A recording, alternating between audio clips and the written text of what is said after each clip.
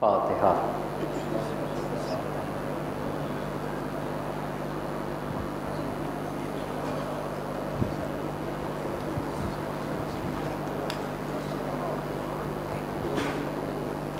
لا حول ولا قوة إلا بالله العلي العظيم۔ اعوذ باللہ من الشیطان اللعین الرجیم۔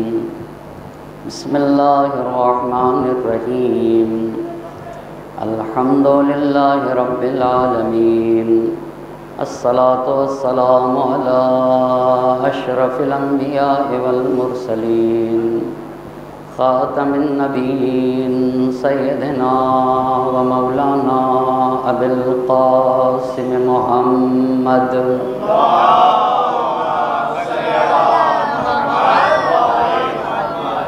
وعلى أهل بيته الطيبين الطاهرين المعصومين، ولعنة الله على أعدائهم أجمعين، أما بعد فقد قال مولانا حسين بن علي عليهما السلام: إني لم أخرج أشرا ولا بطرا ولا مفسدا ولا ظالما، إنما خرجت لطلب الإصلاح في أمة جدي۔ صلوات پڑھتے پر محمد۔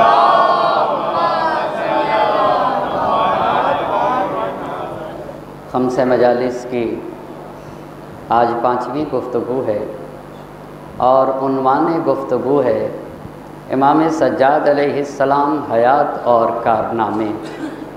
اس عنوان پہ گفتگو کرنے کے لیے سید الشہداء کی وصیت کے جس فقرے کو سرنامہ سخن قرار دیا ہے، اس میں امام اپنے قیام کے اہداف و مقاصد کی طرف اشارہ کر رہے ہیں۔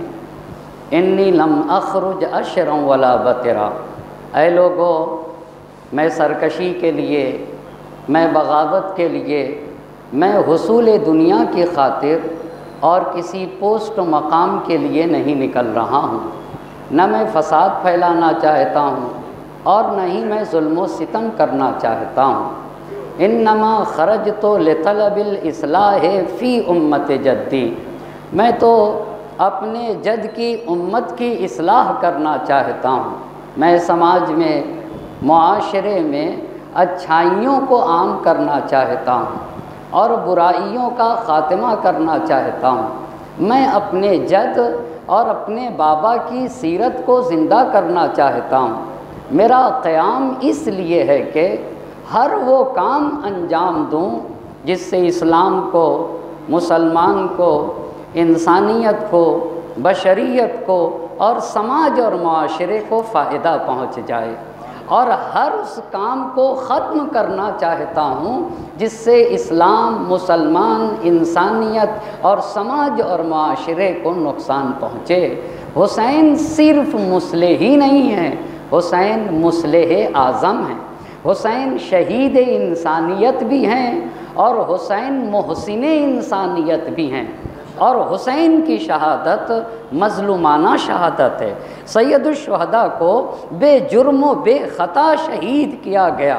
جب کوئی شہادت مظلومانہ شہادت ہوتی ہے، اور وہ بھی نواسۂ رسول کی شہادت، جس نے اپنی شہادت میں یہ اہتمام کیا تھا کہ اپنے خون کے ہر قطرے کو جس نے عزت دی ہے اسے حسین کہا جاتا ہے، جس نے اپنے خون، مظلوم بہت لوگ مرتے ہیں، بے جرم و خطا بہت لوگ قتل کیے جاتے ہیں، مگر لوگوں کے خون پامال ہو جاتے ہیں، لیکن جس ذات نے اپنی مظلومانہ شہادت کے ذریعے سے اپنے خون کے ایک قطرے کو پامال نہ ہونے دیا، اس ذات کو حسین ابن علی کہا جاتا ہے۔ تو جب شہادت مظلومانہ ہوتی ہے تو وہ اثر کرتی ہے، خون تو خون ہے، ٹپکے گا تو جم جائے گا، اور اسے میں نے ایسے کہا ہے، خون تو خون ہے، ٹپکے گا تو رنگ لائے گا، یعنی خون وہ بھی سید الشہداء کا خون ہو، وہ بھی نواسۂ رسول کا خون ہو، وہ بھی علوی خون ہو، وہ بھی فاطمی خون ہو، وہ بھی نبوی خون ہو، تو حسین کی شہادت کے اثرات میں سے پہلا اثر بنی امیہ کے چہرے پہ پڑی ہوئی نقاب ہٹ گئی، بنی امیہ کا حقیقی چہرہ لوگوں کے سامنے کھل کے سامنے آ گیا، بنی امیہ سے عداوت شروع ہو گئی، یہ پہلی بات۔ دوسری بات، حسین کی شہادت کا یہ اثر تھا کہ سچا اسلام کیا ہے، جھوٹا اسلام کیا ہے، امامت کسے کہا جاتا ہے اور سلطنت و بادشاہت کسے کہا جاتا ہے، یہ بھی صاف صاف ظاہر ہو گیا۔ تیسرا اثر یہ ہوا کہ انسان کو زندگی میں دین پر اطمینان رکھنا چاہیے، انسان کو اپنی حیات میں دین پر یقین رکھنا چاہیے۔ دین ہی وہ سرمایہ ہے جو انسان کو حریت عطا کرتا ہے، اور دین ہی اس سرمایے کو کہا جاتا ہے جو انسان کو ابدی بدبختی سے جو چیز نجات دیتی ہے، اس سرمایے کو دین کہا جاتا ہے، اس دولت کو دولت ایمان کہا جاتا ہے۔ یہ سید الشہداء کے قیام نے بتایا۔ اور چوتھی بات، حسین کی شہادت کا چوتھا اثر یہ تھا کہ لوگوں کے اندر شہادت طلبی کا جذبہ پیدا ہوا، لوگوں کے قلوب شہادت طلبی کے جذبے سے سرشار ہو گئے، ایثار کا جذبہ، قربانی کا جذبہ، راہ خدا میں جہاد کرنے کا جذبہ اور خیمہ حق میں کھڑے ہونے کا جذبہ، یہ کس نے پیدا کیا ہے؟ یہ حسین کی شہادت کا اثرات تھا کہ حق کا ناصر و مددگار بن جانا، خیمہ حق میں کھڑا ہو جانا، یہ شہادت حسینی کے اثرات میں سے۔ اور پانچواں اثر یہ ہوا کہ سید الشہداء حضرت ابا عبداللہ الحسین علیہ السلام، شہید مظلوم، شہید مظلوم کی قبر جو ہے نا تحریکوں کا محور بن گئی، انقلابات کا مرکز بن گئی۔ وہ قبر، وہ جگہ جہاں کے اوپر عہد و پیمان باندھے گئے، جہاں کے اوپر تحریکوں کا آغاز کیا ہے نا، وہ قبر سید الشہداء۔ یہی تو حسین کی خاصیت ہے، جو مر کے جینے کا سلیقہ بتائے اسے حسین کہا جاتا ہے۔ یہ بہت اہم بات ہے عزیزان محترم، مر کے جس نے جینے کا سلیقہ بتایا ہے اسے حسین کہا جاتا ہے۔ اگر ایک حسین گلا کٹا کے اپنی قبر میں سو جائے نا تو بنی امیہ کے تخت و تاج لرز جاتے ہیں نا۔ بھئی اب حسین تو گلا کٹا کے اپنی قبر میں سو رہا ہے، نشان قبر کیوں مٹا رہے ہو؟ زمین کے نشیب و فراز کو کیوں برابر کیا جا رہا ہے؟ کیوں قبر حسین کو کیوں مٹایا جا رہا ہے؟ اس کا مطلب ہے، بہت توجہ کریے گا، حسین کسی جسم کا نام نہیں ہے، اللہ اللہ، اما گلا کٹا کے قبر میں سویا ہوا حسین زندہ حسین سے زیادہ مزاحمت کا سبب بن گیا، زندہ حسین سے زیادہ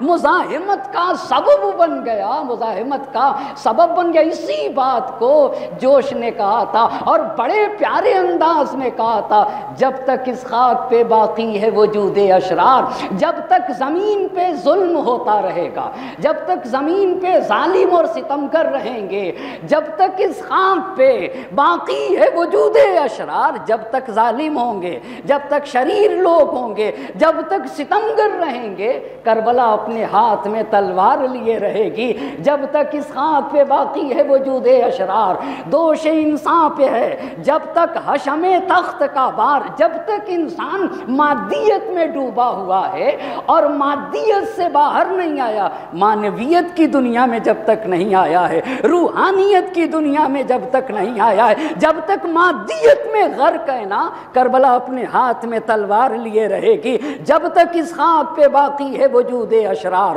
دوش انسان پہ ہے جب تک حشم تخت کا بار، جب تک اقدار سے اغراض ہے گر میں پیکار، ویلیوز کی جنگ اللہ اللہ جب تک باقی رہے گی، ایک طرف انسانیت اور دوسری طرف حیوانیت، جب تک انسانیت اور حیوانیت کی جنگ ہوتی رہے گی، کربلا اپنے ہاتھ میں تلوار لیے رہے گی۔ بہت توجہ کرنے کی ضرورت ہے، جب تک اس خاک پہ باقی ہے وجود انسان، وجود اشرار، دوش انسان پہ ہے جب تک حشم تخت کا بار، جب تک اقدار سے اغراض ہیں گر میں پیکار، کربلا ہاتھ سے پھینکے گی نہ ہرگز تلوار، کربلا ہاتھ سے پھینکے گی نہ ہرگز تلوار۔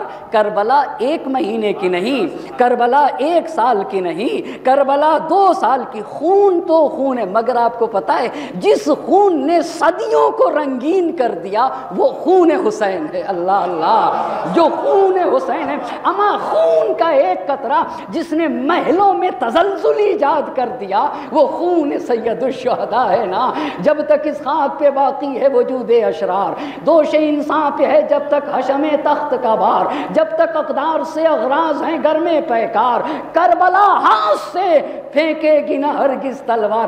کوئی کہہ دے، بہت توجہ کریے گا، کوئی کہہ دے یہ حکومت کے نگہبانوں سے کربلا ایک ابدی جنگ ہے سلطانوں سے۔ اللہ اللہ، کربلا ایک ابدی جنگ ہے، وہ 1 سال کی کربلا نہیں ہے، 2 سال کی کربلا نہیں ہے، 1 صدی کی کربلا نہیں ہے۔ کوئی کہہ دے یہ حکومت کے نگہبانوں سے، کربلا ایک ابدی جنگ ہے سلطانوں سے۔ تو جہاں سے تحریکوں نے جنم لیا ہے نا، آپ غور کریں، زہرا کا لال تو کربلا میں گلا کٹا کے سو رہا ہے، مگر پوری کائنات میں انقلاب ہے۔ آپ کو پتا ہے جس گاؤں میں، جس بستی میں، جس محل میں لائٹ کا بھی، محلے گاؤں بھی ابھی ایسے ملیں گے جہاں لائٹ نہیں ہے، خدا کی قسم جن بستیوں میں لائٹ کا انتظام نہیں، مگر وہاں کے اوپر شہ کی عزا کا چراغ وہاں پہ بھی جلتا ہے۔ اللہ اللہ، جہاں لائٹیں نہ ہوں، جہاں بجلیاں نہ ہوں، مگر چراغ عزائے حسینی وہاں کے اوپر بھی روشن ہے نا۔ تو تحریکوں نے یہاں سے جنم لیا ہے۔ تو کون سی تحریک؟ قیام توابین، یہ پہلی تحریک تھی نا۔ اس کے بعد قیام حضرت مختار۔ اب جب قیام حضرت مختار کے اوپر بات پہنچی تو گفتگو یہاں تک پہنچی، آپ کا اصلی نام کیا تھا، آپ کس قبیلے سے تھے، آپ کے والد کا نام کیا تھا، آپ کی والدہ کا نام کیا تھا، اسم گرامی کیا تھا، اور آپ کے چچا کا اسم گرامی کیا تھا، آپ کے خاندان کا عقیدہ کیا تھا۔ اتنی بات عرض کرنے کے بعد آپ کی خدمت میں عرض کیا تھا، میرے پہلے امام نے حضرت مختار کے بارے میں کیا کہا، تیسرے امام امام حسین علیہ السلام نے کیا کہا، چوتھے امام امام سجاد علیہ السلام نے کیا کہا، پانچویں امام امام باقر علیہ السلام نے کیا فرمایا ہے، اور چھٹے امام امام جعفر صادق علیہ السلام نے یہ اتنی بات عرض کی تھی۔ اور کل کی مجلس میں یہ عرض کیا تھا کہ فقہاء نے، علماء نے، ماہرین علم رجال کا کیا کہنا ہے حضرت مختار کے بارے میں۔ حبر الامہ عبداللہ ابن عباس کیا کہتے ہیں، فقیہ جلیل القدر فقیہ علامہ ابن نما حضرت مختار کے بارے میں کیا فرماتے ہیں، علامہ مامقانی کیا فرماتے ہیں، شیخ عباس قمی رحمۃ اللہ علیہ کیا فرماتے ہیں، آیت اللہ الخوئی آپ کیا فرماتے ہیں۔ یہ ساری باتیں کل تک کی تھی نا، ساری باتیں۔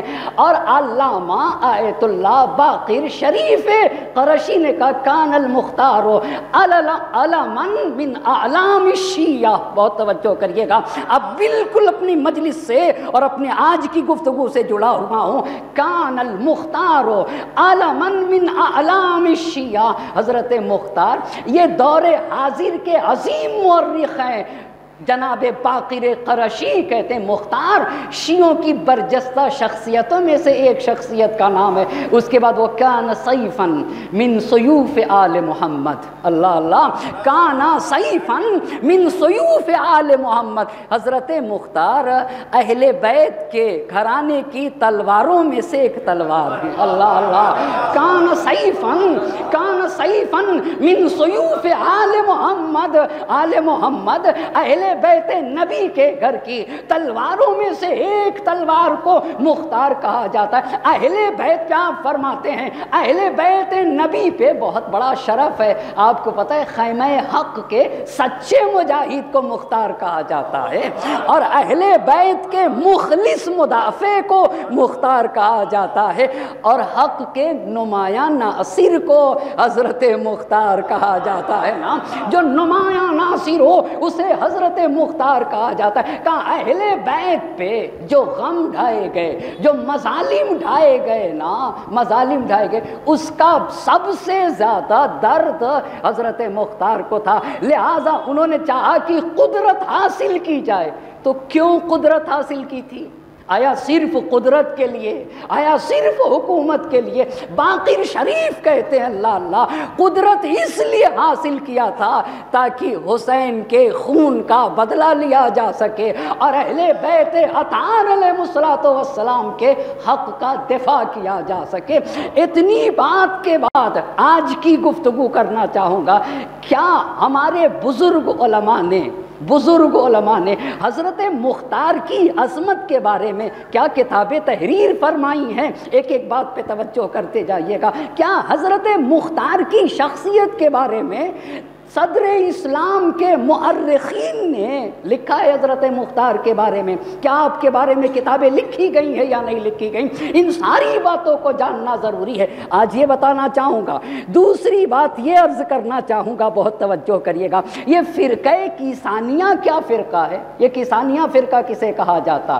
اور تیسری بات یہ بتانا چاہوں گا، جناب محمد حنفیہ اور جناب مختار کا آپس میں رابطہ کیسا ہے، اور خود جناب محمد حنفیہ کی شخصیت کیسی تھی تاریخ اسلام میں، اور اہل بیت اطہار کے گھر میں حضرت محمد ابن حنفیہ کا مقام کیا ہے۔ اس کے بعد یہ بتانا چاہوں گا کہ کیا جناب مختار کے قیام میں امام سجاد علیہ السلام کی اجازت تھی یا نہیں تھی، اور اگر تھی تو وہ کون سا جملہ ہے جس سے ہم اور آپ استدلال کر سکیں کہ خود ہمارے اور آپ کے چوتھے امام زین العابدین علیہ السلام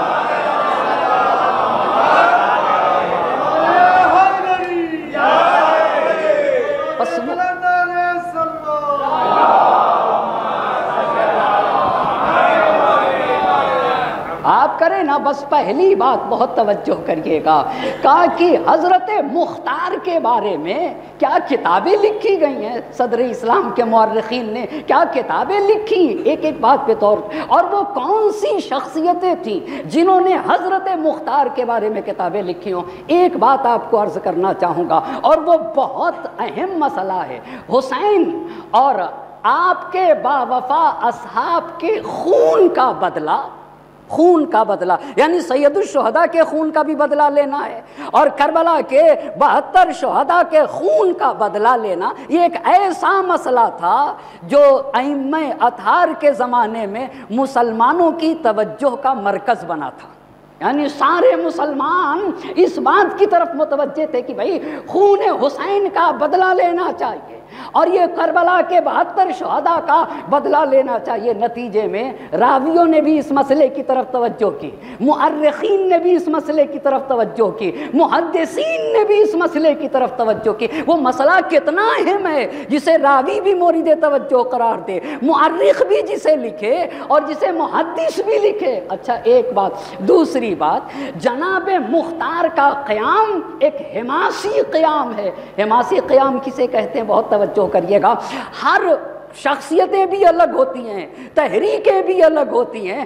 آپ دیکھیں نا، جب سید الشہداء کی شخصیت کی بات آتی ہے تو آپ کی شخصیت سے غیرت کی بو آتی ہے، عزت کی بو آتی ہے، کرامت کی بو آتی ہے نا۔ اس شخصیت کو حماسی شخصیت کہا جاتا ہے، جس سے عزت کی بو آئے، جس سے غیرت کی بو آئے، جس سے طہارت و پاکیزگی کی بو آ جائے نا، ایسی شخصیت کو اسی لیے تو جوش ملی آبادی نے کہا تھا، زندگی شعلہ جب والا ہے گلزار نہیں، اللہ اللہ، زندگی شعلہ جب والا ہے گلزار نہیں، موت کا گھاٹ ہے یہ مصر کا بازار نہیں، اللہ اللہ، زندگی شعلہ جب والا ہے گلزار نہیں، موت کا گھاٹ ہے یہ مصر کا بازار نہیں، اپنے آقا کی تاسی پہ جو تیار نہیں، اللہ اللہ، اپنے آقا کی تاسی پہ جو تیار نہیں، زندہ رہنے کا وہ انسان سزاوار نہیں، زندہ رہنے کا وہ انسان سزاوار نہیں، جو حسینی بھی ہے اور موت سے بھی ڈرتا ہے، ہاں وہ توہین حسین ابن علی کرتا ہے۔ ایک صلوات پڑھیں بر محمد اور آل محمد۔ زندگی شعلہ جب والا ہے گلزار نہیں، موت کا گھاٹ ہے یہ مصر کا بازار نہیں، اپنے آقا کی تاسی پہ جو تیار نہیں، زندہ رہنے کا وہ انسان سزاوار نہیں، جو حسینی بھی ہے اور موت سے بھی ڈرتا ہے، ہاں وہ توہین حسین ابن علی کرتا ہے۔ اما کتنا پیارا میرے امام کا انقلاب، کتنی عظیم تحریک اور کیسی کیسی شخصیتوں کو لے کر آئے تھے۔ تو آئیے اب کہنا چاہوں گا، مختار کا قیام ایک حماسی قیام تھا جس کو صدر اسلام کے مؤرخین نے قلم بند کیا ہے۔ اچھا یہ بہت بڑی فضیلت ہے، جہاں آپ کو قیام کربلا، حسین کی شہادت کو جن لوگوں نے نقل کیا ہے نا، انہی لوگوں نے حضرت مختار کے قیام کو نقل کیا۔ اور ایک بہت بڑا امتیاز آپ کو بتا دوں، آپ اگر یہ فقیہ کا کام فتویٰ دینا ہے، محدث کا کام حدیث بیان کرنا ہے اور حدیث کی تحقیق کرنا ہے، مگر فقیہ اور محدث کا کام تاریخ لکھنا نہیں ہے، بہت توجہ کریے گا۔ ایک فقیہ کا کام ہسٹری لکھنا نہیں ہے، ایک مجتہد کا کام فتویٰ دینا ہے، حدیث پہ ریسرچ کرنا ہے۔ مگر نہ جانے قیام حضرت مختار کتنا اہم تھا کہ شیخ طوسی نے اس پہ کتاب لکھ دی۔ شیخ طوسی ابھی بتاؤں گا کسے کہا جاتا ہے، شیخ صدوق رحمت اللہ علیہ نے اس پہ کتاب لکھی ہے، کس پہ؟ حضرت مختار پہ۔ اور کس نے؟ سید ابن حمزہ نے حضرت مختار پہ کتاب لکھی۔ بھائی سید ابن حمزہ کون ہے مولانا؟ شیخ مفید کے داماد کو سید ابن حمزہ کہا جاتا ہے۔ سید ابن حمزہ نے کتاب لکھی، یہ ہمارے درجے اول کے فقہائے اعظام ہیں، بہت توجہ کریے گا۔ میں ایک تھیسس لکھ رہا تھا، آپ کو اپنے جوان بھائیوں کو متوجہ کرنا چاہوں گا، میں ایک تھیسس لکھ رہا تھا، تو تھیسس میں جہاں فقہا کی بات آ جائے، علماء کی بات آئے، تو تھیسس ایک استاد کے انڈر میں لکھی جاتی ہے، تو میں نے علماء لکھا، جگہ جگہ علماء یہ فرماتے ہیں، فقہا یہ فرماتے ہیں۔ تو میرے استاد نے مجھے ٹوک دیا، کہ جو تم نے علماء صرف لکھا ہے یہ صحیح نہیں ہے، یہ جو فقہا لکھا ہے اکیلا تم نے فقہا لکھ دیا، یہ صحیح چیز نہیں کہا۔ علماء کرام، فقہائے اعظام، آپ ذرا غور کریے نا، کتنا عظیم پہلو بتایا ہے انہوں نے۔ کہا تمہاری زندگی میں برکت چاہتے ہو تو فقیہ کا احترام کرنا ہوگا، علماء کا احترام۔ لکھنے کو بولنے کی بات نہیں، میں نے صرف علماء لکھا، تو کہا ادب کے خلاف بات ہے، اللہ اللہ، کہا ادب کے خلاف بات ہے، لکھو علماء کرام فرماتے ہیں، لکھو فقہائے اعظام فرماتے ہیں۔ یہ میری پہلی تھیسس تھی، مگر میرے استاد نے بڑی اچھی بات کی طرف گائیڈ کیا کہ زندگی کو بابرکت بنانے کے لیے فقہا کا احترام کرنا ہوگا، علماء کا احترام کرنا ہوگا۔ جس شخصیت کے بارے میں شیخ طوسی، شیخ الطائفہ رحمت اللہ علیہ، شیخ صدوق رحمت اللہ علیہ، سید ابن حمزہ رحمت اللہ علیہ، اور کون علامہ سید محسن امین آمولی رحمت اللہ علیہ، آیت اللہ خوئی رحمت اللہ علیہ، یہ وہ ہستیاں ہیں جنہوں نے قلم اٹھایا ہے۔ اچھا تو مولانا اب آپ ترتیب سے ذرا سا کچھ کتابوں کے نام بتا دیجئے، اور کس سن میں کس مورخ نے اور کس محدث نے کس سن میں حضرت مختار پہ کتابیں لکھی ہیں۔ آپ سوچ رہے ہوں گے کہ مجلس میں یہ کتابوں کا تذکرہ کر رہے ہیں مولانا۔ جی ہاں عزیزان محترم، ہم ہی ہیں وقت کے کربلا، وقت کے دھارے کو بدل سکتی ہے، بہت توجہ کریے گا۔ ہم ہی اور آپ کو بدلنا ہے، اور ہم بدلے لیں گے انشاءاللہ اور بدلا جا سکتا ہے۔ ہماری تقدیر ہمارے ہاتھوں میں ہے، اللہ اللہ، یہ قدرت نے انتظام رکھا ہے نا، کربلا وقت کے دھارے کو بدل سکتی ہے۔ اور کیوں نہ یہ ذکر کی تاثیر ہے، جوش کی نثار کو پڑھوں پھر کتابوں کو پڑھنا چاہوں گا۔ نازش نوع بشر فخر ابو جد تھے حسین، اللہ اللہ، اما جس پہ فاطمہ ناز کریں اسے حسین کہا جاتا ہے، جس پہ رسول افتخار کریں اسے حسین کہا جاتا ہے، جس پہ علی مرتضیٰ فخر کریں اسے حسین کہا جاتا ہے۔ اتنا ہی نہیں، جس پہ مشیت الہی ناز کرے اسے حسین کہا جاتا ہے۔ نازش نوع بشر فخر ابو جد تھے حسین، مفرد و مستند و اشرف و امجد تھے حسین، سجدہ کرتا تھا جسے کعبہ وہ معبد تھے حسین، اللہ اللہ، اما دنیا کعبے کو سجدہ کرتی ہے اور کعبہ حسین کو سجدہ کرتا ہے، اللہ اللہ، دنیا کعبے کو اور کعبہ حسین کو سجدہ کرتا ہے، سجدہ کرتا تھا جسے کعبہ وہ معبد تھے حسین۔ نقطہ پختگی فکر، آپ ذرا عزائے سید الشہداء کو بہت توجہ، عزاداری کو ہم اور آپ مستحب کہتے ہیں، سب لوگ مستحب کہتے ہیں، ہے بھی مستحب، مگر کتنی عظیم مستحب ہے، آپ کو بتا دے، وہ مستحب جو واجب کو بچائے اسے عزا کہا جاتا ہے۔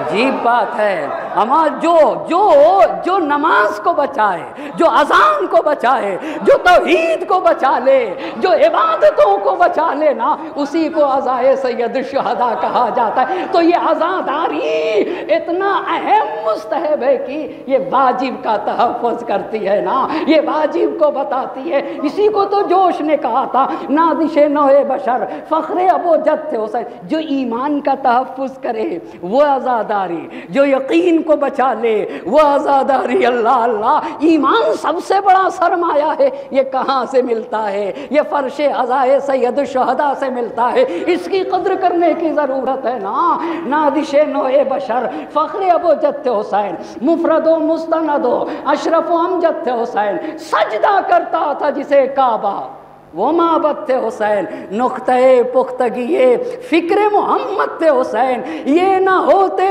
تو یقین سید گماں ہو جاتا، یہ نہ ہوتے تو یقین شک میں بدل جاتا، یہ نہ ہوتے تو ایمان وہم میں بدل جاتا، یہ نہ ہوتے تو توحید کا وجود نہ ہوتا، اللہ اللہ، یہ نہ ہوتے تو یقین وہم گماں ہو جاتا، آخری شعلہ پیغام دھواں ہو جاتا۔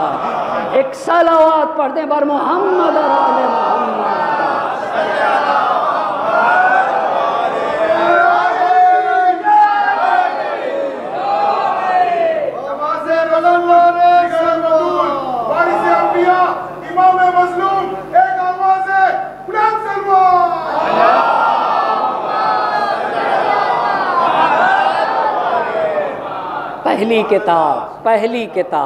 پہلی کتاب 157 ہجری میں لکھی گئی، 157 ہجری، 157 سے پہلے لکھی گئی۔ بہت توجہ کریے گا، کس نے لکھی ہے پہلی کتاب حضرت مختار پہ؟ ابو مخنف لوط ابن یحییٰ ازدی۔ کون ہے؟ ابو مخنف لوط ابن یحییٰ ازدی۔ ابو مخنف کی وفات ہے 157 میں۔ کب وفات ہے ابو مخنف کی؟ 157 میں، 157 میں۔ ابو مخنف ہیں کون؟ ان کی کتاب کا نام کیا ہے؟ اخذ الصار فی قیام المختار، یہ ان کی کتاب کا نام ہے، اخذ الصار فی قیام المختار۔ معنی کیا ہوگا؟ مختار کا قیام خون حسینی کے انتقام کے لیے تھا، یہ اس کتاب کا مطلب ہے کہ مختار کا قیام کس کے لیے تھا۔ یہ کب؟ ان کی وفات ہے 157 میں، اس سے پہلے یہ کتاب لکھی گئی ہے۔ یہ ہے کون ابو مخنف؟ ہوا من اعاظم مؤرخ الشیعہ، اللہ اللہ، ہوا من اعاظم مؤرخ الشیعہ، شیعوں کے برجستہ مؤرخین میں سے ایک مؤرخ کون ہے؟ ابو مخنف لوط ابن یحییٰ ازدی ہیں۔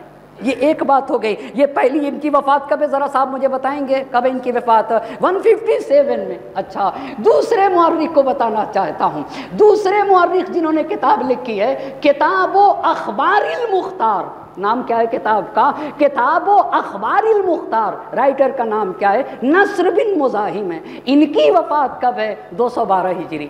ان کی وفات کب ہے؟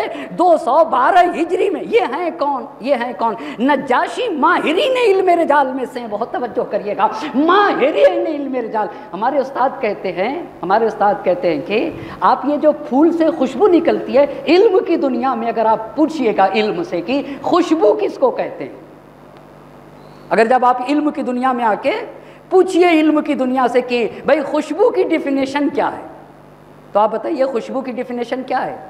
آپ کو پتہ ہے جب ماہرین علم کلام نے خوشبو کی ڈیفینیشن کہا تو یہ پھول سے جو خوشبو نکلتی ہے، پھول وہاں کے اوپر، اس کی خوشبو یہاں پہ، کا حقیقت میں خوشبو ان ذرات کو کہا جاتا ہے، ان ذرات کو جو فضا میں بکھرے. بس خوشبو حقیقت میں ذرہ ہے، ایک ذرہ ہے، وہ ذرہ بکھرتا ہے فضا میں، تو ہم اور آپ کو کیا آتی ہے؟ خوشبو آتی ہے. اس کا مطلب یہ ہوتا ہے کہ ایک پھول دن میں جو خوشبو دیتا رہتا ہے تو اس سے ذرات نکلتے رہتے ہیں، تو وہ گھٹتا ہے یا بڑھتا ہے؟ آپ بتائیے اس کا وزن گھٹے گا یا بڑھے گا؟ اس سے لمحہ بلمحہ ذرات نکلتے جاتے ہیں. گھٹے گا یا بڑھے گا؟ گھٹے گا یا بڑھے گا؟ وہ ذرات نکل رہے ہیں تو گھٹے گا یا بڑھے گا؟ گھٹے گا نا، گھٹے گا. وہ کون سی، اگر آج کے زمانے میں کوئی ترازو ہو تو لا کے تولا جائے تو وہ ترازو بتا دے گی کہ بھائی گھٹ رہا ہے، گھٹ رہا ہے. میں ہمارے استاد کیوں اس مثال کو دیا تھا، ہمارے استاد کہتے ہیں کہ کیا کوئی ایسا بھی ترازو آئے گا شاید آئندہ، 1 گھنٹے کی اگر اسپیچ سن کے جائے اور کچھ نئی باتیں لے کر جائے تو کیا اس کا کچھ وزن بڑھے گا یا نہیں بڑھے گا؟ ایک صلوات پڑھ دے بر محمد اور آل محمد. خوب. بس پہلی کتاب، آپ کا بھی امتحان ہونا ہے، پہلی کتاب کس کی تھی؟ ابو مخنف لوط ابن یحییٰ ازدی کے. 157 میں آپ کی وفات ہے. دوسری کتاب کا نام ہے کتاب و اخبار المختار. یہ کس کی ہے؟ نصر بن مزاحم کی. ان کی کب وفات ہے ان کی؟ 212 ہجری میں. یہ ہیں کون؟ یہ ہیں کون؟ بہت سمجھیے گا. نجاشی ماہر علم رجال ہیں. نجاشی نے کہا ہوا کوفیٌ طریق المستقیم، طریق المستقیم و صالح الامر. یہ ایک نیک انسان ہے، ان کا راستہ صحیح راستہ ہے. یہ کوفے کے رہنے والے ہیں. انہوں نے صرف حضرت مختار پر انہوں نے بھی کتاب لکھی، کربلا پہ بھی انہوں نے کتاب لکھی، صفین پہ بھی انہوں نے کتاب لکھی، حجر بن عدی کے بارے میں بھی انہوں نے کتاب لکھی. کس نے؟ نصر بن مزاحم نے. تیسری بات عرض کرنا چاہوں گا، ایک رائٹر ہے مدائنی. مدائنی کے بارے میں شیخ عباس قمی رحمۃ اللہ علیہ نے لکھا ہے کہ یہ حدیث کے بھی ماہر ہیں اور تاریخ کے بھی ماہر ہیں. مدائنی کی وفات کب ہے؟ 215. آپ کو پتہ ہے جناب مختار کا قیام کب ہے؟ جناب مختار کا قیام کب ہے؟ بھائی 66 اور 67 میں ہے نا. اور آپ دیکھیں پہلی صدی کے آخر میں کتاب لکھی گئی. 50-60 سال کے گیپ کے بعد حضرت مختار کے قیام کے بارے میں کیا لکھ دیا گیا؟ کتاب تو مدائنی نے کب کتاب لکھی ہے؟ 200 ہجری سے پہلے. یہ تو 215 ہجری میں ان کی وفات ہے. اتنی بات جب ہو گئی تو یہ تو تھے مورخین. اور کس نے لکھا ہے؟ ہمارے اور آپ کے برجستہ فقیہ شیخ صدوق رحمۃ اللہ علیہ. شیخ صدوق کون ہے؟ آپ کو پتہ ہے جو شریعت کی بنیاد ہے اسے شیخ صدوق کہا جاتا ہے. شریعت کی بنیاد کا مطلب کیا؟ یہ جو چھت ہے آپ دیکھیں ستون اور یہ دیواروں پہ ٹکی ہوئی ہے، ٹھیکی ہوئی ہے یا نہیں؟ تو یہ چھت ان دیواروں پہ ٹکی ہوئی ہے. شریعت کے ستون کو شیخ صدوق کہا جاتا ہے. اللہ اللہ. شریعت کے جو کہتے تھے فخر کے ساتھ بھئی آپ کے والد نے، آپ کے والد حسین بن راؤ جو میرے امام کے تیسرے نائب تھے، ان کو خط لکھا تھا کہ امام سے کہیے دعا کریں اللہ مجھے اولاد دے دے. تو شیخ صدوق پیدا ہوئے. اسی لیے شیخ صدوق فخر سے کہا کرتے تھے ولید تو بے دعائی الامام. میرا یہ فخر ہے، میرا یہ امتیاز ہے کہ میں اپنے زمانے کے امام کی دعا سے پیدا ہوا ہوں. یہ شیخ صدوق رحمت اللہ علیہ ہے. یہ شیخ صدوق رحمت اللہ علیہ کی وفات ہے 381 میں. کب وفات ہے آپ کی؟ 381 میں. شیخ صدوق نے کتاب لکھی کتاب فی المختار. لیجیے صاحب، شیخ صدوق رحمۃ اللہ علیہ نے بھی لکھی کیا؟ کتاب فی المختار۔ حضرت مختار کے بارے میں شیخ صدوق کی ہمارے پاس شیعوں کی کتنی کتابیں آئے ہیں؟ شیعوں کی اہم کتابیں کتنی ہیں؟ 4 کتابیں ہیں نا، 4 کتابیں ہیں۔ پہلی کتاب کا نام کیا ہے؟ ایک صلوات پڑھیے محمد اور آل محمد پہ۔ کتب اربعہ، بنیادی 4 کتابوں، پہلی کتاب الکافی۔ پہلی کتاب کیا ہے؟ الکافی۔ الکافی ہے، اصول کافی نہ کہیے گا، کیا کہیے گا؟ الکافی۔ الکافی کتنی جلدیں ہیں؟ 8 جلدیں ہیں، 8 جلدیں، جن میں سے 2 جلدیں اصول کافی ہیں۔ 2 جلدیں کیا ہیں؟ اصول دین کی بحث ہے اس میں، تو جن میں اصول دین کی بحث ہو جائے اسے کیا کہا جائے گا؟ اصول۔ 5 جلدیں کیا ہیں؟ فروع کافی ہیں۔ پس 2 جلدیں اصول کافی، 5 جلد فروع کافی، کتنے ہو گئے بھائی صاحب؟ 7۔ ایک روضۃ الکافی ہے، اس میں مختلف باتیں ہیں۔ اس میں کتنی باتیں ہیں؟ مختلف۔ پس پہلی کتاب کا نام کیا ہے ہمارے؟ پہلی کتاب الکافی۔ الکافی کس نے لکھی ہے؟ محمد ابن یعقوب کلینی رحمۃ اللہ علیہ نے۔ ٹھیک ہو گئی بات۔ دوسری کتاب بتائیے، من لا یحذرہ الفقیہ۔ دوسری کتاب کیا ہے؟ کتاب من لا یحذرہ الفقیہ۔ یہ کس نے لکھا ہے؟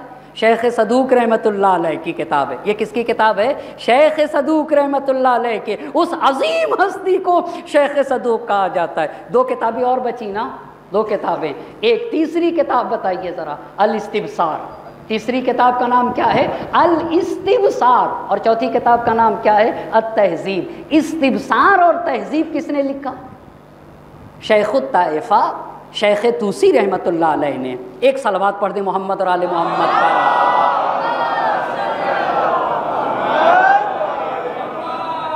اب میں آپ سے ایک مرتبہ، بس ہمارے مذہب کی 4 کتابیں کون سی ہو گئی مجھے بتائیں گے آپ؟ بتائیں گے؟ الکافی کس کی ہے؟ محمد ابن یعقوب کلینی رحمۃ اللہ علیہ کی۔ دوسری من لا یحذرہ الفقیہ، یہ کس کی ہے؟ شیخ صدوق رحمۃ اللہ علیہ کی۔ تیسری کتاب بتائیے، الاستبصار۔ اور چوتھی کتاب کا نام کیا ہے؟ التہذیب۔ استبصار اور تہذیب کس کی یہ کتاب ہے؟ یہ شیخ طوسی رحمۃ اللہ علیہ کی۔ شیخ طوسی رحمۃ اللہ علیہ، اب آ جائیے گا، بس شیخ صدوق کی کتب اربعہ میں سے ایک کتاب ہے کتاب من لا یحذرہ الفقیہ۔ علل الشرائع بھی آپ کی کتاب ہے، امالیہ شیخ صدوق بھی آپ کی کتاب ہے، خصال شیخ صدوق بھی آپ کی کتاب ہے، معانی الاخبار بھی آپ کی کتاب ہے۔ شیخ صدوق کو رئیس المحدثین کہا جاتا ہے۔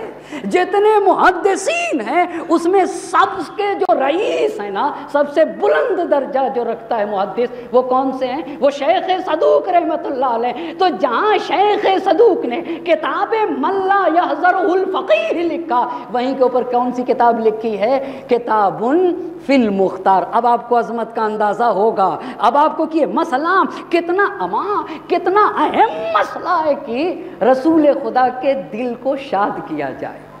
آپ کو بتائیے کیا کم مسئلہ تھا؟ یہ ارحم الراحمین کے مصادیق اور مظہر ہیں آل محمد۔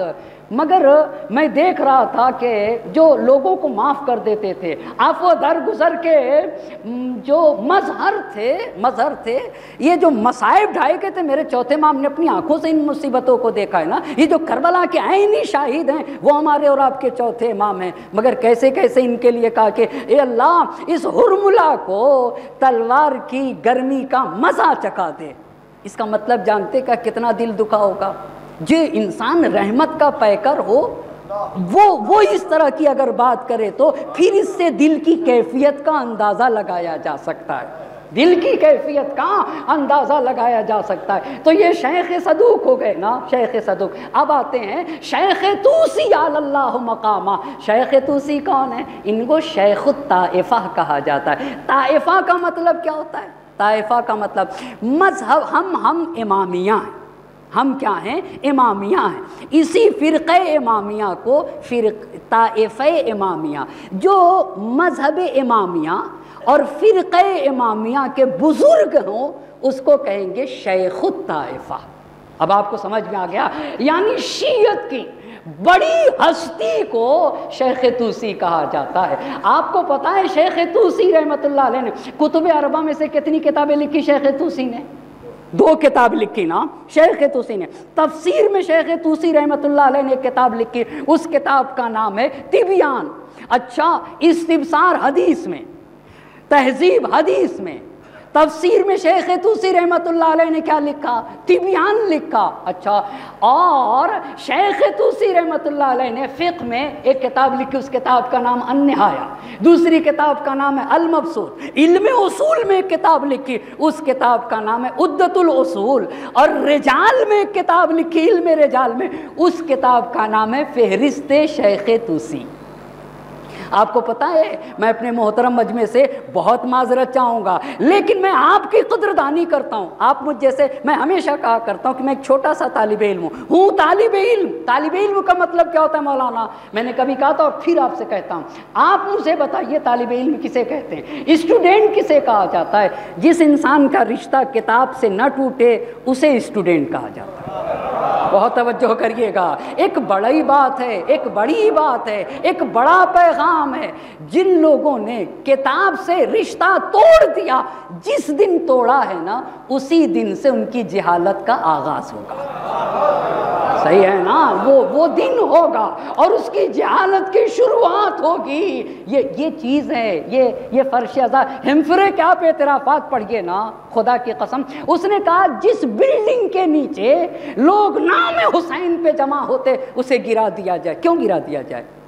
کہ اس میں گہری باتیں کی جاتی ہیں، اس میں عمیق باتیں کی جاتی ہیں، اس میں عدالت پسند لوگوں کی تربیت کی جاتی ہے، یہاں حق گو لوگوں کی تربیت کی جاتی ہے، انصاف پسند لوگوں کی، یعنی یہ تربیت گاہ ہے۔ اللہ اللہ، یہ پرورش گاہ ہے۔ اور علامہ محسن امین آولی رحمۃ اللہ علیہ نے کہا کیا میرے سید الشہداء کا کردار ہے اور کتنی عظیم درس گاہ ہے کہ چھوٹا بھی بیٹھتا ہے، بڑا بھی بیٹھتا ہے، جوان بھی بیٹھتا ہے، بوڑھا بھی بیٹھتا ہے، اور عجیب ہے ایک ہی درس میں تفسیر بھی بیان ہوتی ہے، کلام بھی بیان ہوتا ہے، علم اصول بھی بیان کیا جاتا ہے، ہسٹری کا بھی درس دیا جاتا ہے، اخلاق کی باتیں بھی بتائی جاتی ہیں، اور تزکیہ نفس بھی سکھایا جاتا ہے۔ اللہ اللہ، طہارت و پاکیزگی کا بھی درس دیا جاتا ہے۔ تو اب آپ نے دیکھا یہ شیخ طوسی رحمۃ اللہ علیہ، آپ کو پتہ ہے عزیزان خدا کی قسم یہ وہ فقی ہیں، پوری دنیا کو ایک پلے پہ کھڑا کر دیجئے اور انہیں لے آئیے تو پوری دنیا کا پلہ ہلکا پڑ جائے گا۔ خدا شاہد ہے، خدا شاہد ہے۔ آپ کو پتہ ہے علم کا کوئی بھی چیز مقابلہ نہیں کر سکتی ہے، اور وہ بھی علم اتنی پاکیزگی کے ساتھ، اتنی پاکیزگی۔ جب ہمارے عقل و شعور کام نہیں کر رہے تھے نا تو ان کے پاس رہنے کی جگہ نہ تھی، یہ جھوپڑی تھے، پر ان کے ہاتھ میں ان کی عقل کام کر رہے تھے، ان کی دیداری کام کر رہی تھی۔ ان کے پاس 2 چیزیں تھیں، ایک کاغذ ایک قلم، اور بیٹھ کے لکھتے تھے قال رسول اللہ، قال رسول اللہ، قال امیر المومنین، قال الحسن المجتبی۔ تو ہمارے امام کا پیغام ہم تک پہنچا ہے۔ یہ امین لوگ ہیں، اللہ اللہ، یہ امین لوگ ہیں، یہ امین لوگ ہیں، یہ امین ہستیاں ہیں عزیزان محترم، ان سے ہم تک پہنچا ہے، یہ امانت دار ہیں۔ اچھا، تو یہ ہوئے کون ہو گئے؟ شیخ طوسی۔ شیخ طوسی رحمۃ اللہ علیہ کی کتاب کا نام، آپ کو پتہ ہے شیخ طوسی رحمۃ اللہ علیہ کی وفات کب ہے؟ 469 میں، 469 میں شیخ طوسی رحمۃ اللہ علیہ کی وفات ہے۔ اور شیخ صدوق رحمۃ اللہ علیہ کی کب ہے؟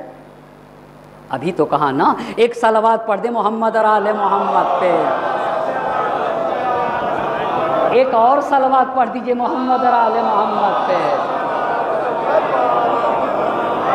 کب ہے شیخ صدوق کی؟ کب ہے آپ بتائیے کب ہے؟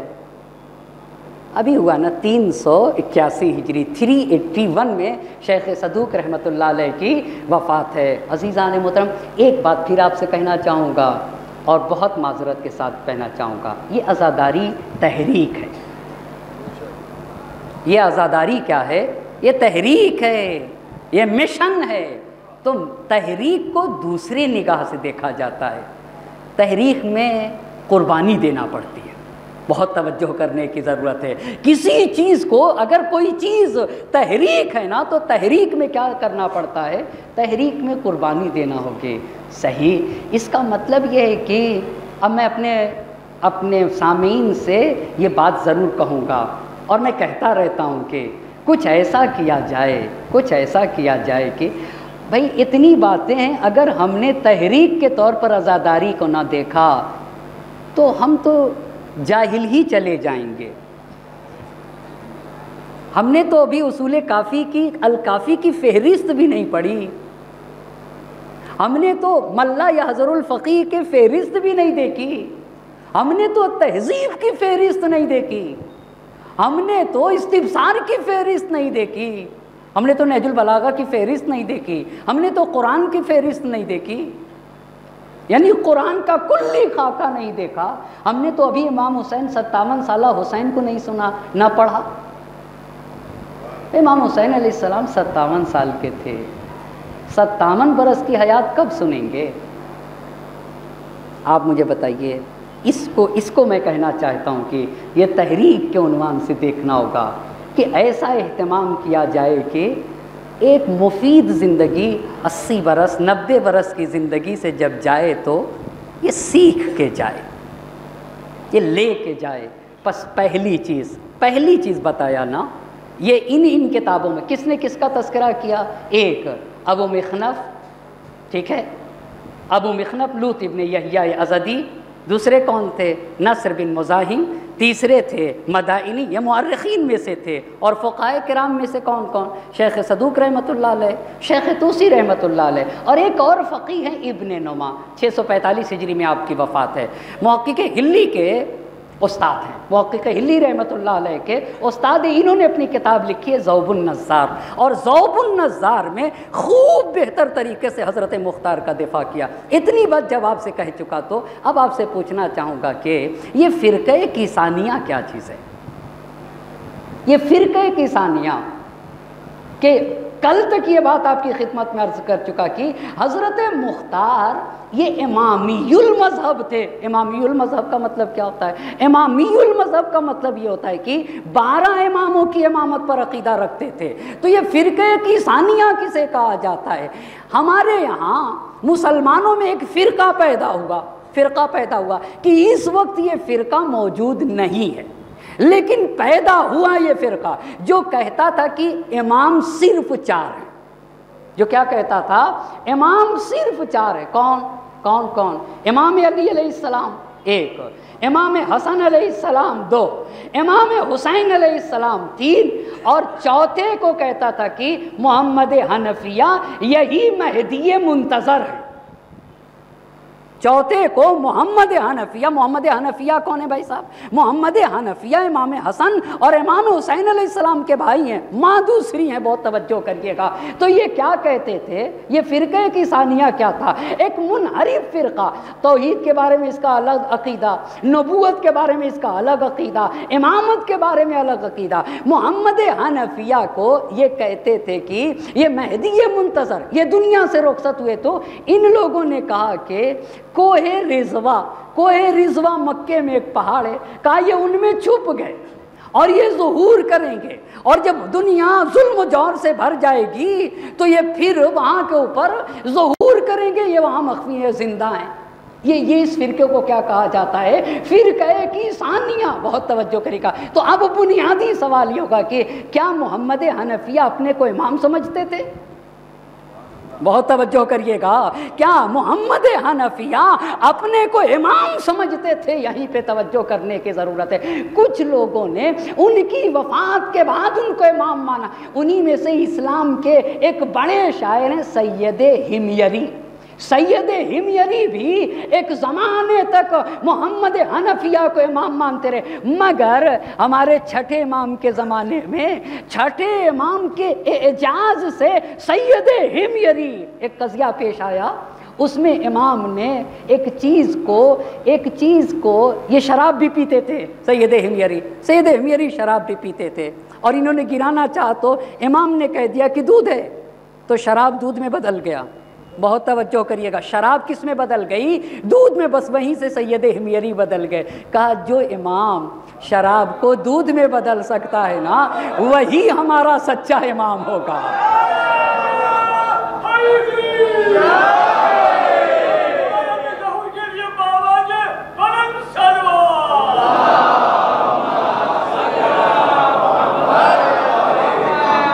اتنی بات جب آپ کی خدمت میں کسانیہ فرقہ واضح ہو گیا، اب آتے ہیں محمد حنفیہ۔ محمد ابن حنفیہ کیوں کہا جاتا ہے؟ جب یہ امام علی علیہ السلام کے بیٹے تھے تو ان کو کیوں محمد ابن حنفیہ کہا جاتا ہے؟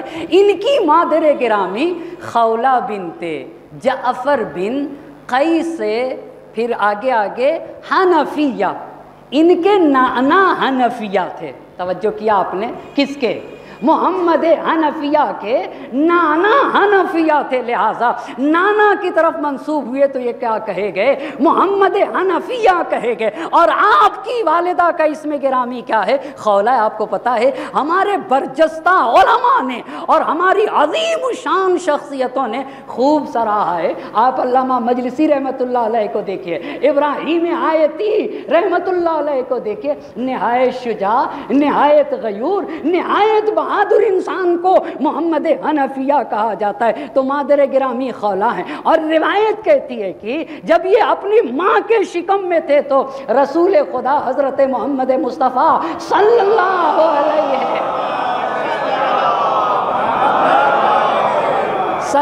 علیہ وآلہ وسلم نے کہا اے علی، اگر بیٹا پیدا ہو تو اس بیٹے کا نام سمہ باسمی، اللہ اللہ، تو اس بیٹے کا نام میرے نام پہ رکھیے گا، وَكَنِّهِ بِكُنِّيَتِي، اور اس کی کنیت بھی وہی رکھیے گا جو میری کنیت ہے۔ تو میرے نبی کا نام ہے محمد صلی اللہ علیہ وآلہ،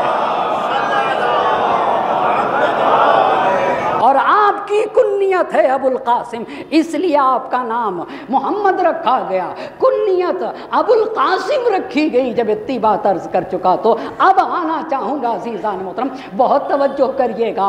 امیر المومنین سے عشق کرتے تھے جناب محمد حنفیہ، امیر المومنین کے ناصر و مددگار تھے، حضرت امیر المومنین علی علیہ السلام کی اطاعت کرتے تھے، امام حسن اور امام حسین علیہ السلام کو اپنا امام مانتے تھے، اور کمال ادب اور کمال احترام کا خیال رکھتے تھے۔ جنگ صفین میں بڑی شجاعانہ طریقے سے جنگ کی ہے۔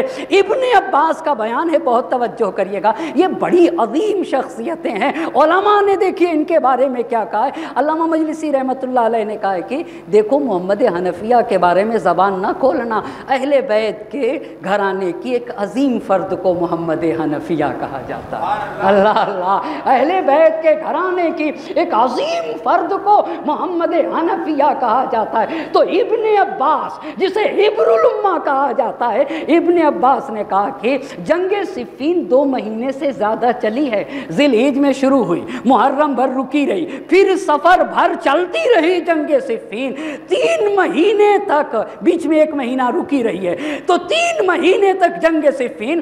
تو ابن عباس کہتے ہیں کہ جنگ صفین میں امیر المومنین نے محمد حنفیہ کو بلایا اور محمد حنفیہ سے کہا کہ اے بیٹا، بہت توجہ کرے گا میرا مجمع، اے بیٹا معاویہ کے لشکر کے میمنہ پہ حملہ کر دو۔ میمنہ یعنی کیا مطلب؟ داہنے حصے پر حملہ کرو۔ تو ایک مرتبہ محمد حنفیہ نے اپنی فوج کو لیا، اور لینے کے بعد معاویہ کے فوج کے داہنے حصے کو لمحوں میں درہم و برہم کر دیا، اور شکست دے کے مجروح ہو کے پلٹے۔ تو امام سے کہا کہ بابا پیاس لگی ہے، بہت توجہ کریے گا، بابا پیاس لگی ہے۔ امام نے کہا محمد حنفیہ کو پانی پلایا جائے۔ پانی نہیں، ایک روایت کہتے ہیں، ایک روایت میں یہ کہ پانی پلایا جائے۔ امام نے کہا نہیں، محمد حنفیہ کو شہد چٹائے جائے۔ اس روایت میں فلسفہ ہے شہد کا بھی، تھوڑی سی شہد چٹائی امیر المومنین نے، پھر کہا کہ اس میرے بیٹے محمد حنفیہ کے چہرے کے اوپر،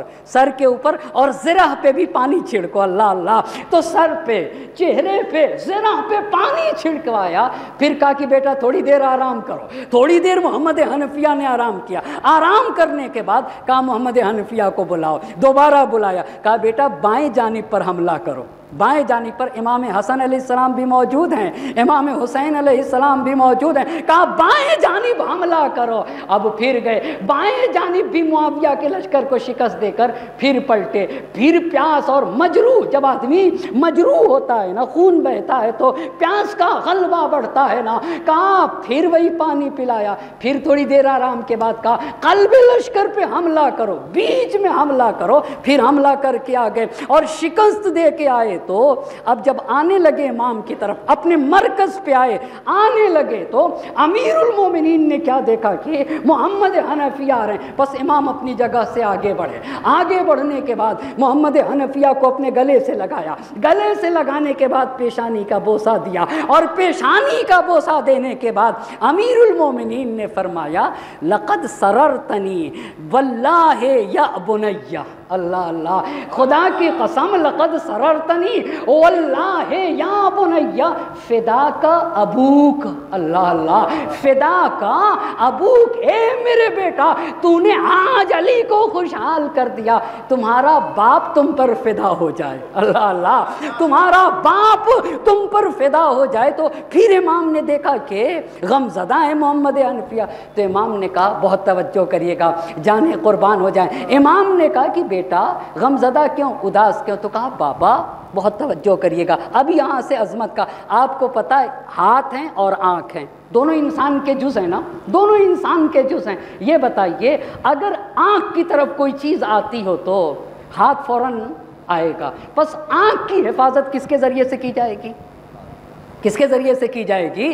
ہاتھ کے ذریعے سے کی جائے گی۔ کہا کہ بابا، امام نے پوچھا بیٹا اداس کیوں؟ تو محمد حنفیہ نے کہا بابا تینوں مرتبہ مجھے بھیجا اور بھائی حسن اور بھائی حسین۔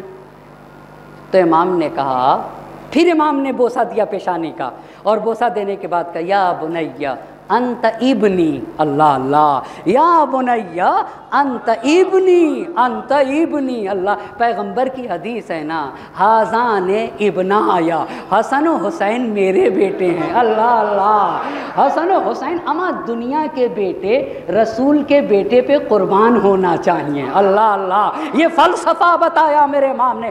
یا بنیہ، ابنی نہیں کہا، ابنی نہیں کہا، یا بنیہ، ابنی کہتے میرے بیٹے، لیکن بنیہ میرے پیارے بیٹے، اللہ اللہ، یہ فلسفہ ہے، یہ گرامر ہے عربی کا۔ یا بنیہ، یا بنیہ انت ابنی وہذان ابن رسول اللہ، اے میرے بیٹے تم میرے بیٹے ہو، مگر یہ حسن و حسین رسول خدا کے بیٹے ہیں، اللہ اللہ، میرے بیٹے کو رسول خدا کے بیٹوں پہ قربان ہونا چاہیے، اللہ اللہ، میرے بیٹے کو رسول خدا کے بیٹے پہ کیا ہونا چاہیے؟ قربان۔ افلا سنوما، اے بیٹا بتاؤ کیا میں حسن و حسین کا تحفظ نہ کروں؟ اللہ اللہ، کیا میں حسن و حسین کا اتنا کہنا تھا کہ محمد حنفیہ کے بابا آپ پہ بھی میں قربان، آپ پہ بھی میں قربان، اپنے دونوں بھائی حسن و حسین پہ بھی قربان ہوتا ہوں، اسے کہا جاتا ہے۔ اور ایک روایت میں کہا کہ امام نے جناب محمد حنفیہ سے کہا بیٹا تم ہاتھ ہو، حسن و حسین آنکھ ہیں، اللہ اللہ، تم ہاتھ ہو اور حسن و حسین کیا ہیں؟ آنکھ ہیں۔ آنکھ پہ جب خطرہ آتا ہے تو ہاتھ آنکھ کا حفاظت کرتے ہیں۔ ایک صلوات پڑھ دے بار محمد آل محمد۔ اچھا ایک بات اور کہہ دوں، اور انشاءاللہ اب میں بہت زیادہ آپ کو نہیں تھکاؤں گا، ایک بات اور کہوں گا، لیکن مل جل کر برعظمت محمد اور آل محمد صلوات بھیج دیں۔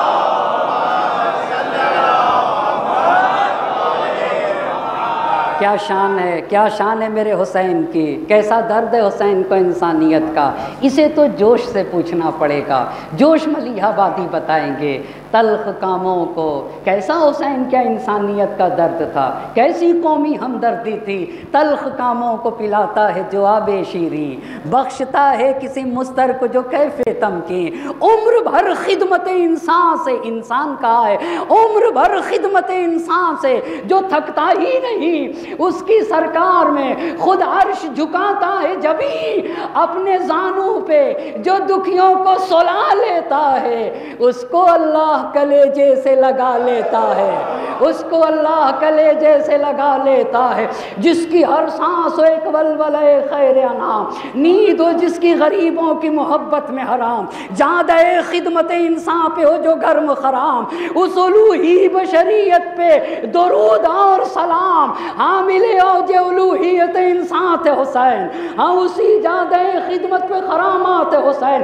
قافلے دھوپ میں جس وقت کی چکراتے تھے، ہائے کیا دل تھا انہیں چھاؤں میں لے آتے تھے، داد احسان کی ملتی تھی تو شرماتے تھے، تشنا لب دیکھ کے دشمن کو تڑپ جاتے تھے، اللہ اللہ، داد احسان کی ملتی تھی تو شرماتے تھے، تشنا لب دیکھ کے دشمن کو تڑپ جاتے تھے، دشتے بے آب میں کوثر کی روانی تھے حسین، کشتے انسان پہ برستا ہوا پانی تھے حسین۔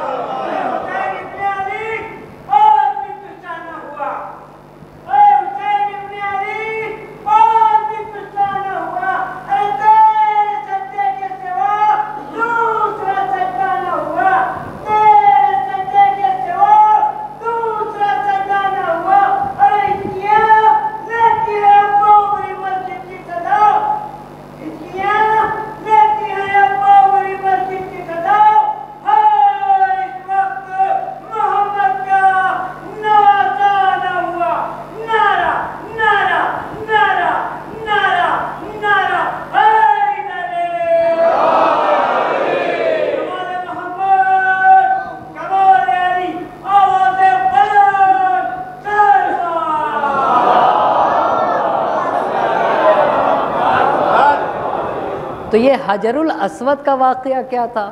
کیا حضرت محمد حنفیہ اپنے کو امام کہتے تھے؟ تو یہ حجر الاسود کا واقعہ کیا تھا؟ اس کو سید ابو فاضل رضوی اردکانی نے لکھا ہے کہ بہت توجہ کریے گا۔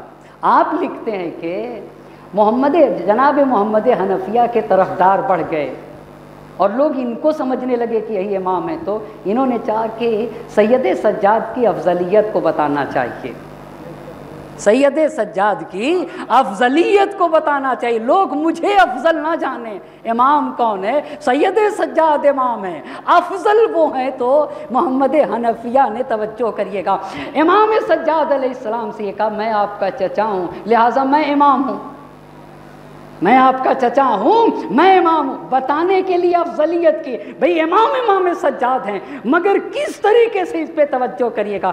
امام نے کہا چچا میرے بابا عراق جانے سے پہلے مجھے اپنا وصی بنا کے گئے، شہادت سے پہلے میرے بابا نے مجھے وصی بنایا، یہ رسول خدا کے اسلحے میرے پاس ہیں، چچا امامت حسین کی اولاد میں ہے، توجہ کریے گا، امامت، آپ ذرا ایک ایک بات پہ غور کریے گا، امامت حسین علیہ السلام کی اولاد میں، چچا ایسا ہے کہ حجر اسود کے پاس چلتے ہیں اور حجر اسود گواہی دے گا کہ امام کون ہے، اللہ اللہ، کہا حجر اسود بولے گا، اس کا مطلب ہے فرزدق نے کہا تھا امام سجاد علیہ السلام کے لیے، خود خانہ کعبہ کے درمیان تھے، وہیں پہ مطاف جہاں طواف کیا جاتا ہے، فرزدق نے کہا تھا کہ انہیں تو کعبہ پہچانتا ہے، انہیں تو حرم پہچانتا ہے، انہیں تو ہل پہچانتا ہے نا، انہیں تو کعبے کی زمینیں پہچانتی ہیں، یہ فرزدق نے کہا تھا، بہت توجہ کرنے کی ضرورت ہے، کہا چلتے ہیں۔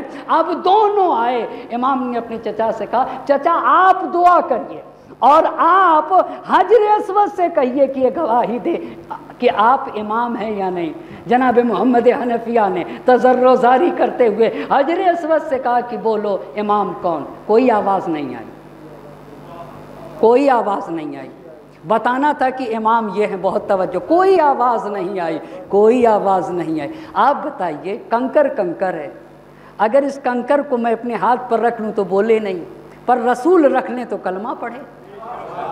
کیوں بھائی صاحب، کیوں آخر کیوں ایسا ہے؟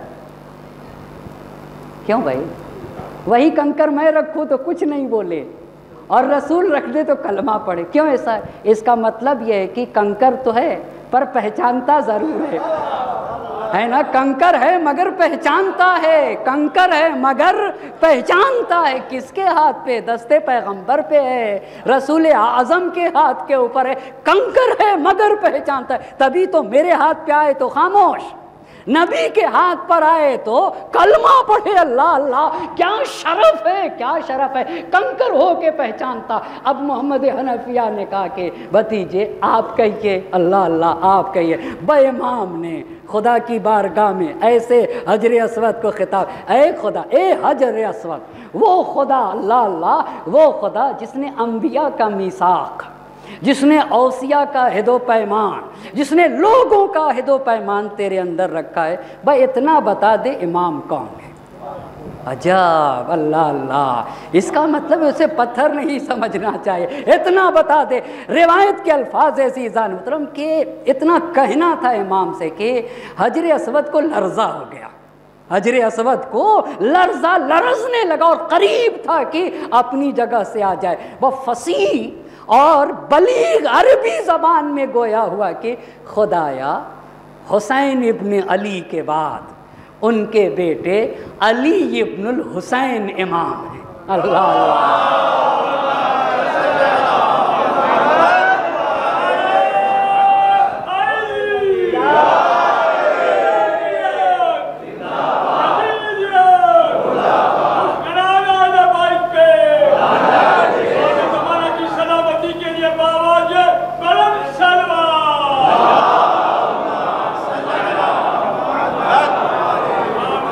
بس محمد حنفیہ امام کے قدموں پہ گر گئے اور یا سیدی یا مولائی کہہ کے پکارتے تھے، اے میرے سید و سردار، اے میرے آقا، نہایت متواضع تھے۔ اسی لیے میرے چھٹے امام نے کہا محمد حنفیہ دنیا سے نہیں گئے مگر یہ کہ وہ 12 اماموں کی امامت کا عقیدہ رکھتے تھے، وہ 12 اماموں کی امامت کا۔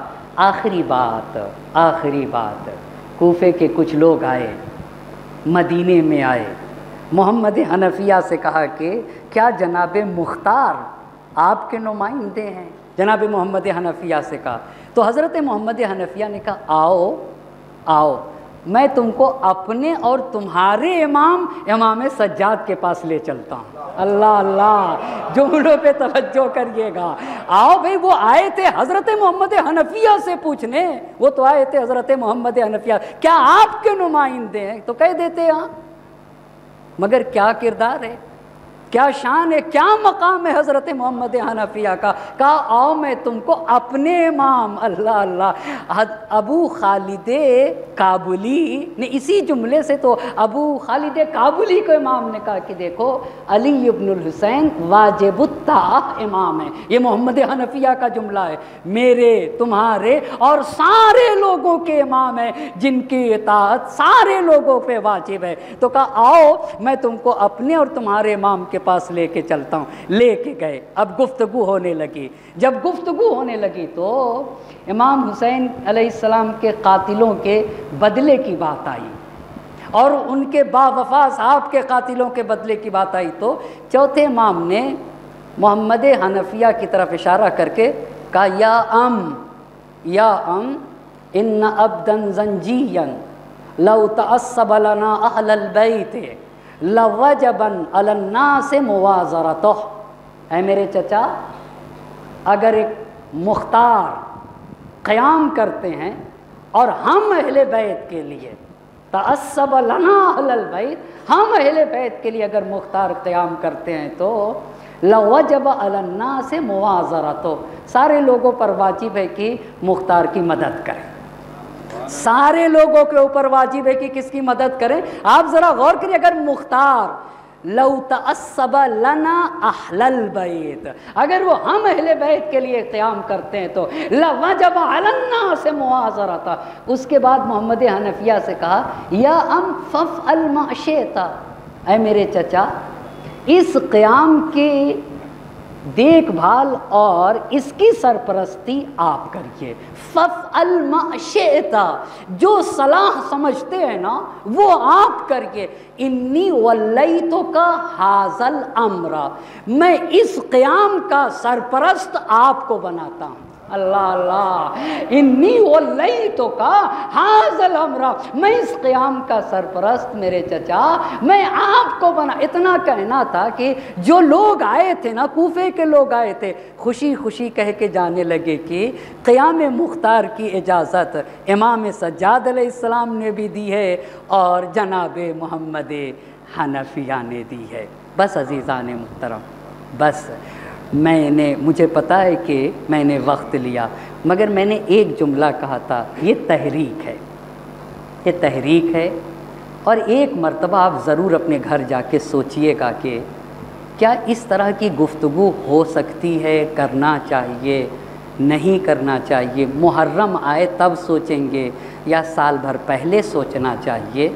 میرا اپنا ماننا یہ ہے کہ ایک خطیب ایسا چنا جائے کہ سال بھر محنت کرے اور وہ سال بھر کی محنت کو 10 دن میں اپنے سامع کو دے دے. اس پہ ذرا غور کریے گا.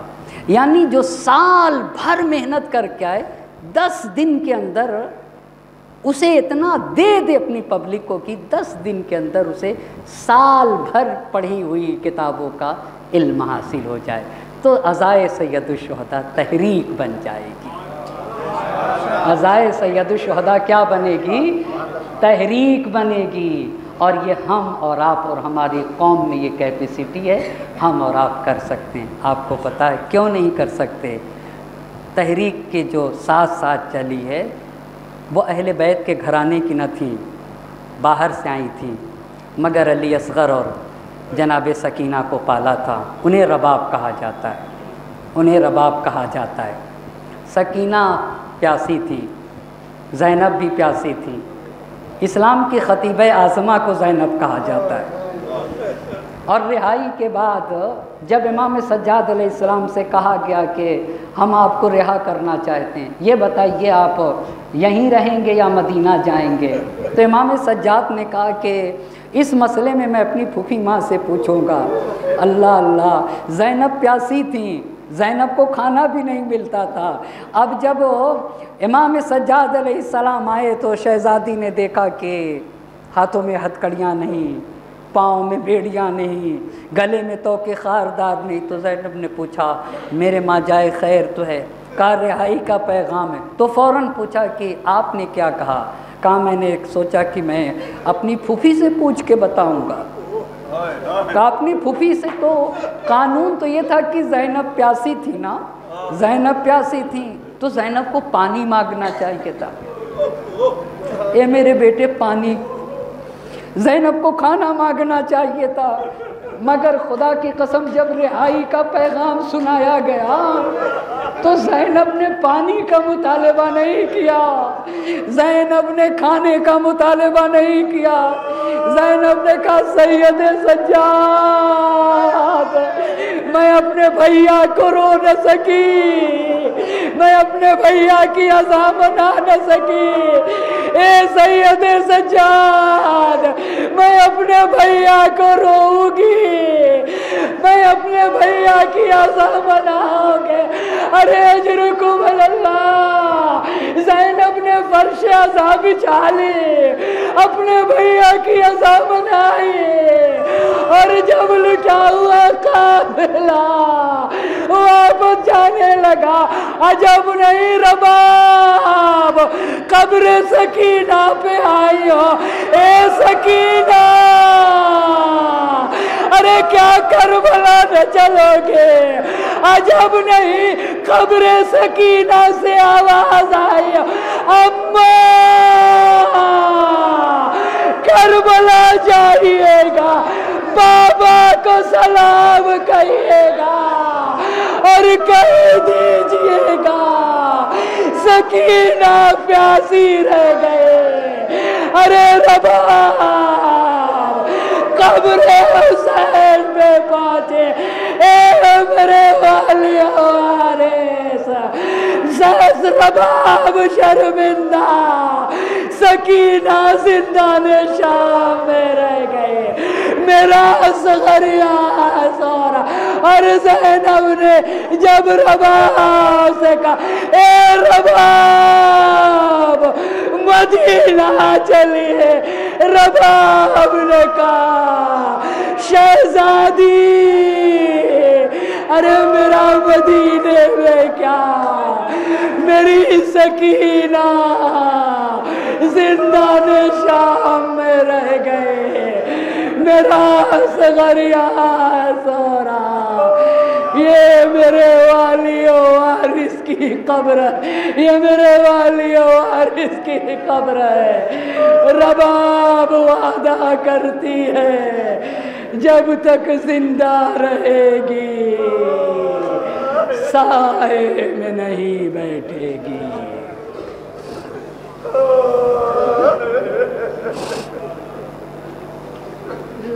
وسيعلم الذين ظلموا أي منقلب ينقلبون إنا لله وإنا إليه راجعون إلهي بحق الزهراء وأبيها وبالها وبنيها والسر المستودع فيها 10 مرتبہ بسمک یا اللہ یا اللہ یا اللہ یا اللہ یا اللہ یا اللہ یا اللہ یا اللہ یا اللہ یا اللہ۔ معبود تجھے واسطہ ہے محمد اور آل محمد کا، ہماری اس مختصر سے عبادت کو اپنی بارگاہ میں قبول فرما، ہماری ناسموں کو رمال زہرا میں جگہ عنایت فرما، ہماری سزا کو شرف قبولیت عطا فرما، حاضرین مجلس کی تمام حاجات شرعیہ کو پورا فرما، ہم میں جو بیمار انہیں شفاء کامل عاجل عنایت فرما، ہم میں معبود تجھے سکینہ بنت الحسین کی حرمت کا واسطہ ہم میں جو بھی جن مشکل میں گرفتار اس کی مشکل کو برطرف فرما دے۔